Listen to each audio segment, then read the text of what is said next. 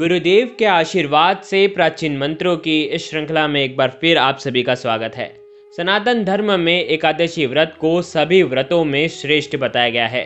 शास्त्र कहते हैं कि एकादशी का व्रत जो भी करता है उसे अनंत पुण्य की प्राप्ति होती है। और ये तो देव उठनी एकादशी है। देव उठनी एकादशी जो होती है वो साल की सबसे बड़ी एकादशी होती है। इस एकादशी पर भगवान श्री विष्णु शयन काल के बाद 4 माह की निद्रा के बाद जागते हैं और पुनः सृष्टि का संचालन संभालते हैं। ये सबसे बड़ी एकादशी होती है। जैसे ही प्रभु का शयन काल समाप्त होता है, जब वे जागते हैं तो वे बहुत ही प्रसन्न होते हैं। और वे जैसे ही प्रसन्न होते हैं तो हमारे यहाँ पर विवाह, मांगलिक कार्य सब शुरू हो जाते हैं। भगवान की प्रसन्नता को देखते हुए अगर हम भगवान का पूजा करते हैं तो उनके आशीर्वाद से हमारे जीवन के सारे विघ्नों का क्षय हो जाता है। देव उठनी एकादशी के दिन भगवान श्री हरि विष्णु के साथ साथ माता लक्ष्मी का भी पूजा करने का विधान है। घर में धन धान्य के भंडार भर जाते हैं। और इस बार जो देव उठनी एकादशी आ रही है वो रविवार यानी कि कल है। और रविवार का जो दिन होता है वो भगवान सूर्य नारायण को भी समर्पित होता है।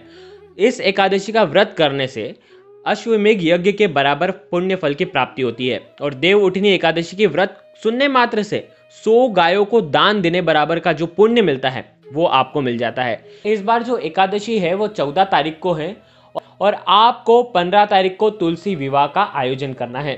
ध्यान रखें, तुलसी विवाह आप रविवार के दिन ना करें, क्योंकि रविवार के दिन तुलसी जी को ना तो स्पर्श किया जाता है और ना ही जल अर्पण किया जाता है। तो ऐसे में आपको तुलसी विवाह सोमवार के दिन करना है। ये विशेषकर आपको बात ध्यान रखनी है। आज जो उपाय हम आपको इस वीडियो के माध्यम से बताने वाले हैं, ये आप सूर्य देव को अर्घ्य किस प्रकार से देंगे, क्योंकि एकादशी के इस उत्कृष्ट दिन पर रविवार है और रविवार सूर्य नारायण का वार है। और सूर्य देव की उपासना करने से हमारे जीवन में तेज बढ़ता है। और अगर हमारे जीवन में तेज बढ़ेगा तो हमारे आसपास जो भी नकारात्मक शक्तियां हैं जो हमें हमारे कार्य को करने से रोकती हैं, उन सभी का क्षय हो जाएगा। सूर्य का तेज हमारे जीवन में आएगा और हमारे भी हर कार्य जो भी हम कार्य करेंगे उसमें हमें सफलता मिलेगी। तो इसलिए सूर्य देव की आराधना करना हम श्रेष्ठ बनाता है। लेकिन एकादशी के इस पावन दिन पर, रविवार के इस उत्कृष्ट दिन पर, और वो भी देव उठनी एकादशी, भगवान प्रसन्न मुद्रा में है, तो इस दिन हमें सूर्य नारायण को अर्घ्य देते समय हमें क्या करना चाहिए, किस प्रकार से विधि करना चाहिए, इस वीडियो के माध्यम से हम आपको बताने वाले हैं। इस वीडियो में जो भी चीज़ बताई जा रही है, अगर उस विधि से आप सूर्य देव को अर्घ्य देते हैं तो आपके जीवन में निश्चित ही इतना तेज आएगा कि आपके जीवन के हर कार्य होते जाएंगे। सनातन धर्म में 5 देवों में से सूर्य देव भी माने गए हैं। ज्योतिष में भी सूर्य का बहुत ज़्यादा महत्व होता है। ज्योतिष शास्त्र के अनुसार सूर्य को ग्रहों का राजा माना जाता है। यह मनुष्य के जीवन में मान, सम्मान, पिता, पुत्र और सफलता का कारक माना गया है। ज्योतिष के अनुसार सूर्य हर माह एक राशि से दूसरी राशि में प्रवेश करते हैं। इस तरह 12 राशियों में सूर्य एक वर्ष में अपना चक्र पूर्ण करते हैं। सूर्य को आरोग्य दाता माना गया है। सूर्य के प्रकाश से ही पृथ्वी पर जीवन संभव है। भगवान सूर्य नारायण की कृपा पाने और कुंडली में सूर्य की अनुकूलता बनाए रखने के लिए प्रतिदिन सूर्य को जल देना बहुत ज़रूरी होता है। लेकिन कई लोग सूर्य देव को अर्घ्य नहीं दे पाते। केवल रविवार को अगर आप सूर्य देव को अर्घ्य देंगे तो भी आपके जीवन की तमाम समस्याएं दूर हो जाएगी। इस बार सूर्य देव को अर्घ्य देने से आपके जीवन में, समाज में आपको मान सम्मान और प्रशासनीय अधिकारियों का सहयोग भी प्राप्त होगा। आप अपने जीवन में सफलता प्राप्त करते हैं। शास्त्रों में यह बताया गया है कि देवताओं की संख्या 33 कोटि है, लेकिन इन सभी देवी देवताओं में से सूर्य और चंद्र 2 ही ऐसे देवता हैं जो इस पृथ्वी से हमें दृश्य होते हैं, जो हमें दिखाई देते हैं, जिन्हें हम देख सकते हैं, जिन्हें हम नमन कर सकते हैं, यानी कि जिन्हें हम हर दिन देख सकते हैं। इसीलिए सृष्टि के आरंभ से ही मनुष्य इन दोनों की पूजा करते आ रहा है। वेदों और पुराणों में उल्लेखित है। महाभारत और रामायण में भी सूर्य की पूजा का उल्लेख मिलता है। भगवान राम खुद सूर्य देव की पूजा करते थे, उन्हें जल से अर्घ्य देते थे। देखिए सूर्य देव को अर्घ्य किस प्रकार देंगे। देखो, एकादशी का पावन दिन है और रविवार का बहुत ही अद्भुत सहयोग मिल रहा है, तो इसलिए हमें इसका फायदा जरूर उठाना है। आपको सुबह स्नान करके स्वच्छ वस्त्र धारण करना है। आज हो सके तो आप लाल रंग के वस्त्र पहने। भगवान सूर्य नारायण का लाल रंग के वस्त्र में अगर पूजा करते हैं तो बहुत ही अद्भुत माना जाता है। ऐसा करने से शुभ फलों की प्राप्ति भी आपको होती है। आपको क्या करना है, एक तांबे का लोटा लेना है और उसके अंदर आपको जल भरना है। भगवान सूर्य का पूजन करने के लिए तांबे का पात्र सबसे ज़्यादा शुभ माना जाता है।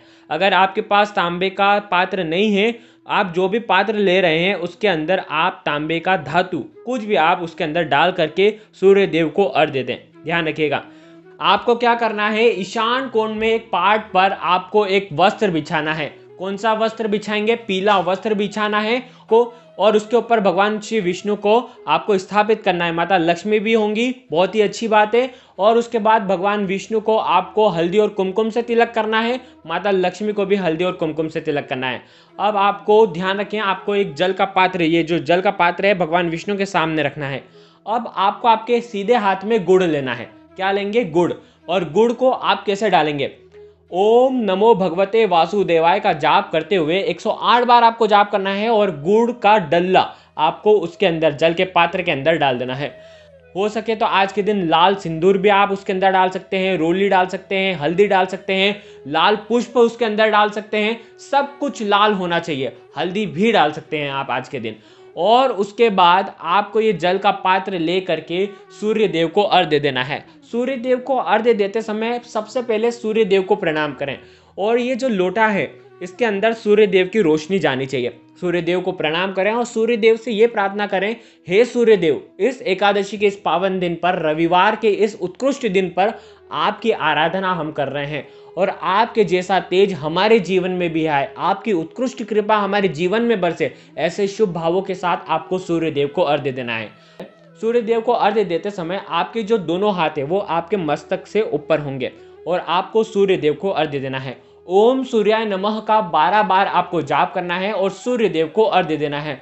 जैसे ही आप सूर्य देव को अर्घ्य दे रहे होंगे तो आप ये ध्यान रखें कि वो जल की जो धारा है उस पर सूर्य देव की रोशनी पड़नी चाहिए और आपके शरीर पर पड़नी चाहिए। ऐसा करने से आपको सुखी आरोग्य की प्राप्ति होगी और आपके जीवन में कभी भी आपको कोई ऐसा रोग संकट उत्पन्न नहीं होगा जो आपको तकलीफ दे। इस प्रकार से आपको सूर्य देव को अर्घ्य देना है और फिर उसके बाद सूर्य देव को प्रणाम करना है।